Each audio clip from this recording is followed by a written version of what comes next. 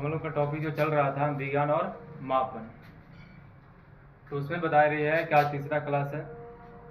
तीसरा क्लास जो चलेगा दाब, इसमें दाब रहेंगे और ऊर्जा रहेगा। देखिएगा बता रहे हैं कि दाब किसे कहते हैं, तो जाहिर सी बात है कि हमारा प्रेशर बता रहे हैं, किसी प्रेशर का मतलब होता है दबाना, यानी बता रहे हैं कि हम दाब किसे कहेंगे तो प्रति एकांक क्षेत्रफल पर, यानी कि प्रति एकांक के क्षेत्रफल पर लगने वाले दाब को क्या बोलते हैं, प्रति एकांक क्षेत्रफल पर लगने वाले बल को क्या बोलेंगे, दाब बोलेंगे।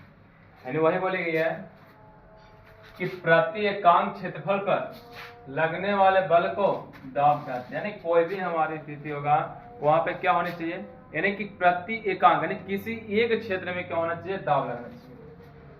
जैसे बता रहे हैं कि हमारी एक कील होती है, अगर एक कील को हमारे क्या किया जाए, सिर्फ कील के हमारे कील पे ठोकी जाती है, यानी जो दवा हमारे हथौड़े द्वारा जो लगाई जाती है वो सिर्फ कील को लगाया जाता है, तब जाके हमारा क्या होता है, उस पर दाब लगता है, तब जाके हमारा कील दीवार में ठुकराता है। अगर ऐसा नहीं कि हम पूरे दीवार को मारे, कील को ही न मारे तो क्या होगा, कील नहीं जाएगा। यानी वही बता रही है कि हम दाब किसे कहते हैं तो प्रति एकांक क्षेत्रफल पर लगने वाले बल को दाब कहते हैं।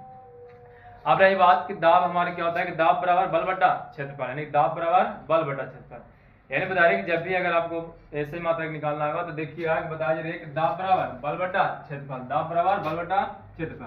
अब बल क्या होता है, बल का मतलब यह है कि हमें बल तो सबको पता होगा कि बल वह भौतिक है कि जिसके द्वारा हम किसी वस्तु को एक वस्तु में स्थिति, यानी बता रहे किसी वस्तु की स्थिति में परिवर्तन करते हैं, करने की चेष्टा करते हैं, या फिर धक्का लगाते हैं, खींचते बल चलाते हैं।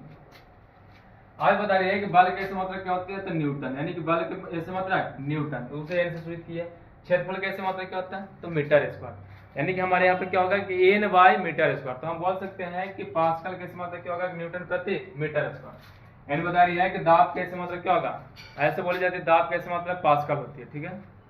तो वही बता रही है कि दाब कैसे मात्रक क्या होती है तो न्यूटन प्रति मीटर स्क्वायर, न्यूटन प्रति मीटर स्क्वायर को ही क्या बोलते हैं, पास्कल बोलते हैं। न्यूटन प्रति मीटर, देखिए कि न्यूटन प्रति मीटर को क्या बोलेंगे, पास्कल बोलेंगे, और इसे पीए से सूचित करते हैं, पीए से सूचित करते हैं।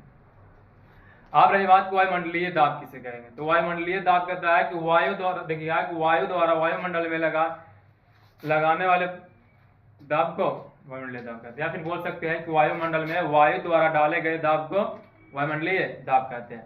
और वायुमंडलीय दाब को हम बता रहे हैं कि बैरोमीटर के द्वारा मापा जाता है, किसके द्वारा, बैरोमीटर। उसी बता रहे हैं कि हमारा एटमॉस्फेयर बता रहे हैं कि हमारा जो एटमॉस्फेयर जो होते हैं वायुमंडल में जो हमारी दाब लगती है वो सामान्य दाब होती है।